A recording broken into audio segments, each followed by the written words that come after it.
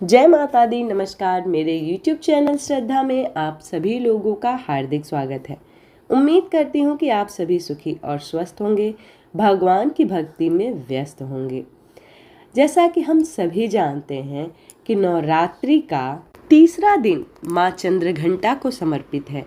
तो आइए जानते हैं माँ चंद्रघंटा से जुड़ी पौराणिक कथा के बारे में और इनकी पूजन विधि के बारे में। माँ दुर्गा का तीसरा शक्ति है चंद्रघंटा। नवरात्रि में तीसरे दिन इसी देवी की पूजा आराधना की जाती है। देवी का स्वरूप परम शांतिदायक और कल्याणकारी है, इसलिए कहा जाता है कि हमें निरंतर उनके पवित्र विग्रह को ध्यान में रखकर साधना करनी चाहिए। उनका ध्यान हमारे इहलोक और परलोक दोनों के लिए कल्याणकारी और सद्गति देने वाला है। माँ चंद्रघंटा देवी के मस्तक पर घंटे के आकार का आधा चंद्र है, इसलिए इनका नाम चंद्रघंटा कहा जाता है। इनके शरीर के रंग सोने के समान बहुत चमकीले हैं। चंद्रघंटा देवी के 10 हाथ, वे खड्ग और अन्य अस्त्र शस्त्र से विभूषित हैं। सिंह पर सवार इस देवी की मुद्रा युद्ध के लिए उद्धत रहने की है। इसके घंटे से भयानक ध्वनि से अत्याचारी दानव, दैत्य और राक्षस कांपते रहते हैं। नवरात्रि के तीसरे दिन माँ चंद्रघंटा की पूजा का बड़ा ही महत्व है।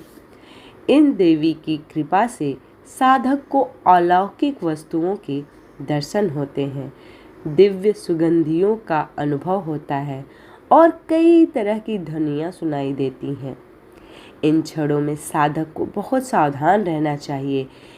माँ चंद्रघंटा देवी की आराधना से साधक में वीरता और निर्भयता के साथ ही सौम्यता और विनम्रता का विकास होता है।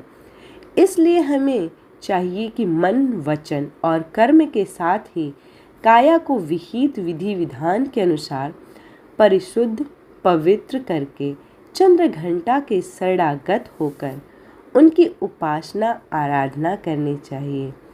इससे सारे कष्टों को मुक्ति मिलती है, जो कि परम पद के अधिकारी बन सकते हैं।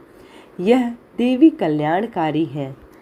पौराणिक कथा के अनुसार महिषासुर के बढ़ते आतंक से परेशान देवता ने ब्रह्मा, विष्णु और महेश जी से प्रार्थना की कि जिस पर तीनों के क्रोध से उत्पन्न ऊर्जा से माँ दुर्गा ने चंद्रघंटा का रूप लिया और उन्होंने सभी देवी देवताओं से शस्त्र प्राप्त कर महिषासुर का वध कर देवताओं को अभय प्रदान किया था।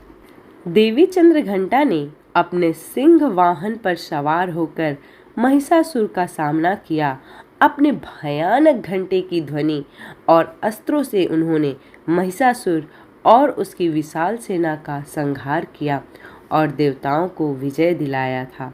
माँ चंद्रघंटा का स्वरूप उनके मस्तक पर घंटी के आकार का एक अर्धचंद्र होता है, जिस कारण ही उन्हें चंद्रघंटा कहा जाता है। उनका शरीर सोने के समान चमकीला है और उनकी 10 हाथ होते हैं, जिनमें विभिन्न शस्त्र और खड्ग होते हैं। उनका वाहन सिंह है और उनकी मुद्रा सदैव युद्ध के लिए तत्पर रहने की है। उम्मीद करती हूँ कि माँ चंद्रघंटा से जुड़ी ये पौराणिक कथा आप लोगों को पसंद आई होगी और ये वीडियो आप लोगों के लिए सहयोगपूर्ण होगा। यदि ये वीडियो आप लोगों को पसंद आई हो तो वीडियो को ज़्यादा से ज़्यादा लाइक करें, शेयर करें और चैनल को सब्सक्राइब करें। मिलते हैं अगले वीडियो में, तब तक के लिए जय माता दी।